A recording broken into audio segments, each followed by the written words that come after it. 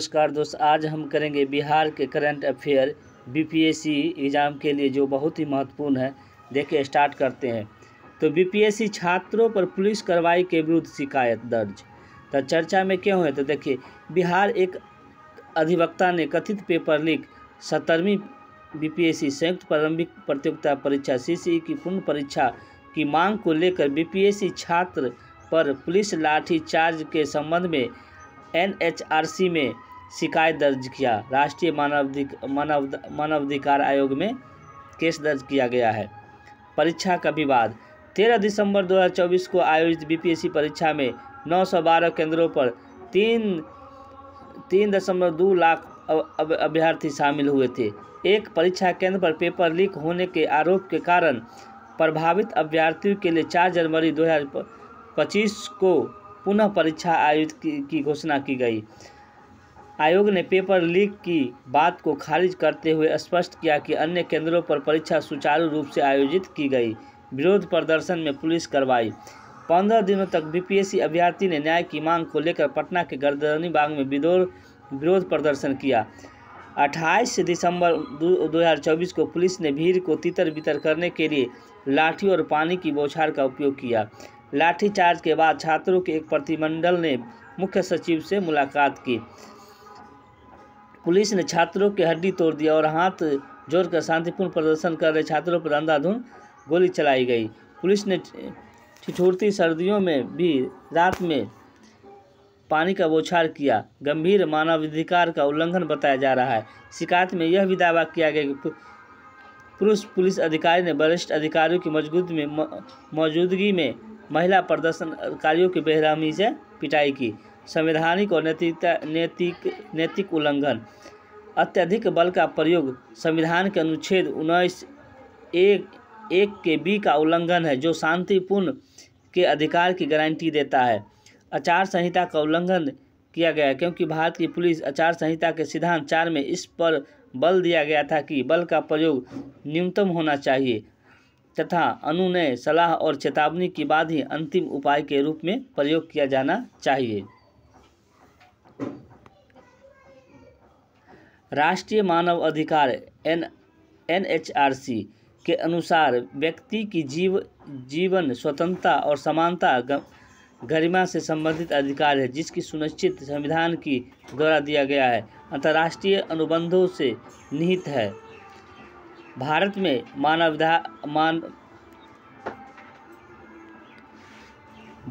मानवाधिकार की प्रहरी है। स्थापना। एनएचआरसी की स्थापना 1993 में किया गया। अधिनियम मानव अधिकार संरक्षण अधिनियम PHRA के 1993 के तहत। राज्य मानव अधिकार आयोग PHR अधिनियम 1993 के तहत सदस्यों की नियुक्ति राज्यपाल के द्वारा। राज्य मानव अधिकार आयोग के सदस्यों की नियुक्ति किसके द्वारा किया जाता है? तो राज्यपाल के द्वारा। सदस्यों का निष्कासन किसके द्वारा किया जाता है? राष्ट्रपति के द्वारा। राज्य मानव अधिकार आयोग के सदस्यों की नियुक्ति राज्यपाल के द्वारा और सदस्यों की निष्कासन राष्ट्रपति के द्वारा किया जाता है। मानव अधिकार दिवस कब मनाया जाता है? तो 10 मानव अधिकार दिवस कब मनाया जाता है? तो 10 दिसंबर को। इसका कार्य क्या है? मानव अधिकार उल्लंघन संबंधी शिकायत की जांच करना, मामलों का स्वतः संज्ञान करना, मानव अधिकार कार्यान्वयन की समीक्षा और अनुशंसा करना, मानव अधिकार जागरूकता फैलाना, मानव अधिकार मुद्दों पर अध्ययन करना और रिपोर्ट प्रकाशित करना। शक्तियाँ। व्यक्ति को सम्मान देना, गवाहों की जांच और साक्ष्य प्राप्त करना, यह सुनिश्चित करने के लिए कि जेलों और अन्य संस्थानों निरीक्षण करना कि यह स्थितियां मानवीय है या नहीं। मानवीय अधिकार से संबंधित न्यायालयीय कार्रवाई में हस्तक्षेप करना। एनएचआरसी के सदस्य 5 पूर्णकालीन सदस्य और 7 मान्य सदस्य होते हैं। एनएचआरसी के सदस्य 5 पूर्णकालीन सदस्य और 7 मान्य सदस्य होते हैं। अध्यक्ष सेवानिवृत्त CJI या SC सुप्रीम कोर्ट के न्यायाधीश, CGI या SC के न्यायाधीश। प्रशासनिक प्रमुख महासचिव। नियुक्ति 6 सदस्यीय समिति, प्रधानमंत्री, लोकसभा अध्यक्ष, राज्यसभा उपाध्यक्ष, केंद्रीय गृह मंत्री और संसद के दोनों सदनों के विपक्ष के नेता सिफारिश पर राष्ट्रपति द्वारा नियुक्त सदस्य होते हैं। 6 सदस्य इसमें होते हैं। राष्ट्रीय मानव अधिकार संस्थानों के वैश्विक गठबंधन में स्थिति। NHRC को वर्ष 1999 से ए श्रेणी का दर्जा प्राप्त है। ए श्रेणी की स्थिति वर्ष 2006, 11 और 17 में बरकरार रही। एक स्थिति निलंबन 2023 और 24 में। कार्यकाल, इसके सदस्य का कार्यकाल कितने होगा? 3 वर्ष या 70 वर्ष की आयु तक जो पहले हो। निष्कासन, राष्ट्रपति अध्यक्ष या किसी सदस्य को निष्कासित कर सकता है। तो NHRC के सदस्य को, राष्ट्रीय मानव अधिकार के सदस्य को किसके द्वारा निष्कासित किया जा सकता है? तो राष्ट्रपति के द्वारा। आधार, दुर्व्यवहार या अक्षमता के आरोप सिद्ध होने पर इसे निष्कासित किया जा सकता है। बिहार के 42वें राज्यपाल, तो चर्चा में रहा है क्यों हाल ही में आरिफ मोहम्मद खान ने बिहार के 42वें राज्यपाल के रूप में शपथ ली है। तो बिहार के 42वें राज्यपाल के रूप में शपथ किसने लिया है? तो आरिफ मोहम्मद खान ने लिया है। शपथ प्रशासन, पटना उच्च न्यायालय के मुख्य न्यायाधीश ने राजभवन में शपथ दिलाई। समारोह में मुख्यमंत्री नीतीश कुमार, उनके उप मुख्यमंत्री और विपक्ष के नेता उपस्थित थे। राज्यपाल की नियुक्ति, उसकी शक्ति और राज्यपाल के सेंस संबंधित सभी बातों पर भारतीय संविधान के अनुच्छेद 153 के अनुच्छेद राज्यपाल की भूमिका भारत के राष्ट्रपति के समान है। वह राज्य के कार्यकारी प्रमुख के रूप में कार्य करता है और भारत के संविधान के तहत शासन तंत्र के केंद्र सरकार के समान है। कहा गया है राज्यपाल की दोहरी भूमिका होती है। वह राज्य के संवैधानिक प्रमुख होता है। वह राज्य का क्या होता है? संवैधानिक प्रमुख होता है, जो मंत्री परिषद की सलाह से संबंधित है। वह केंद्र और राज्य सरकार के बीच एक महत्वपूर्ण कड़ी की काम करता है। ब्रिटेन ने रॉयल मिंट जॉर्ज ऑरवेल को सम्मानित किया। तो ब्रिटेन की रॉयल मिंट ने बिहार के पूर्वी चंपारण में मोतिहारी में जन्मे जॉर्ज ऑरवेल को 75वीं पुण्यतिथि के अवसर पर उनके समापन में एक सिक्का जारी किया।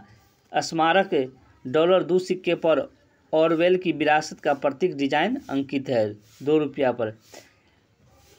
महान अंग्रेजी उपन्यासकार जॉर्ज ऑरवेल का जन्म 25 जून 1903 को बिहार के मोतिहारी जिले में हुआ था। तो अंग्रेजी उपन्यासकार जॉर्ज ऑरवेल का जन्म कहाँ हुआ? तो 25 जून 1903 को बिहार के मोतिहारी में हुआ था। इनकी 75वीं पुण्यतिथि के अवसर पर उनके में एक सिक्का जारी किया है। ₹2 के सिक्के पर ऑरवेल का विरासत का प्रतीक डिजाइन किया गया है।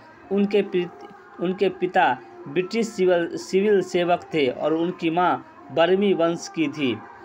ऑरवेल के प्रसिद्ध उपन्यास 1984 एनिमल, ऑरवेल के प्रमुख उपन्यास कौन है? तो 1984 एनिमल फार्म अंग्रेजी साहित्य की मील का पत्थर माना जाता है। ऑरवेल का कार्य बिग ब्रदर, विशेषकर बिग ब्रदर अधिनायकवादी नियंत्रण की अवधारणा आज भी प्रासंगिक है। यह सिक्का ऑरवेल के सत्य, शक्ति और गोपनीयता के विषयों पर गहरे संबंध को दर्शाता है तथा साहित्य और वैश्विक विमर्श में स्थायी प्रभाव के प्रति श्रद्धांजलि के रूप में कार्य करता है। बिहार के खेल विश्वविद्यालय UGC से मान्यता प्राप्त। तो देखिए, विश्वविद्यालय अनुदान आयोग UGC ने बिहार में पहले खेलो विश्वविद्यालय को मान्यता प्रदान किया है। मुख्यमंत्री द्वारा वर्ष 2024 के राष्ट्रीय खेल दिवस पर नालंदा जिले में राजगीर में किया गया है। UGC मान्यता प्राप्त बिहार खेल विश्वविद्यालय राजगीर UGC अधिनियम 1956 की धारा 2 के तहत UGC को से मान्यता प्राप्त हुई है। यह मानता है कि विश्वविद्यालय को शारीरिक शिक्षा, खेल विज्ञान में स्नातक, डिप्लोमा, PG डिप्लोमा कार्यक्रम के सहित शैक्षणिक पाठ्यक्रम प्रदान करने का अधिकार प्रदान करती है। शैक्षणिक कार्यक्रम और भविष्य योजना विश्वविद्यालय 25 से 26 शैक्षणिक सत्र से शैक्षणिक कार्यक्रम शुरू करने की योजना करेगा। इस कार्यक्रम में शामिल होंगे खेल प्रशिक्षण डिप्लोमा, 2 या 3 खेलों को कवर करना, योग में डिप्लोमा, पीजी डिप्लोमा, 4 वर्षीय शारीरिक शिक्षक, राष्ट्रीय अध्यापक शिक्षक परिषद मान्यता लंबित, खेल परिसर और अतिरिक्त विकास, बिहार खेल विश्वविद्यालय और राज्य की पहली खेल अकादमी राजगीर स्थित अंतर्राष्ट्रीय खेल परिसर का हिस्सा है। इस परिसर ने नवंबर 2024 में महिला एशिया चैंपियन ट्रॉफी को भी मेजबानी की। शिकायत निवारण यूजीसी के दिशा निर्देश के अनुसार यूजीसी छात्र शिकायत निवारण 2023 के अनुसार विश्वविद्यालय द्वारा शैक्षणिक गतिविधियों शुरू करने के 2 महीने के भीतर छात्र शिकायत को समाधान के लिए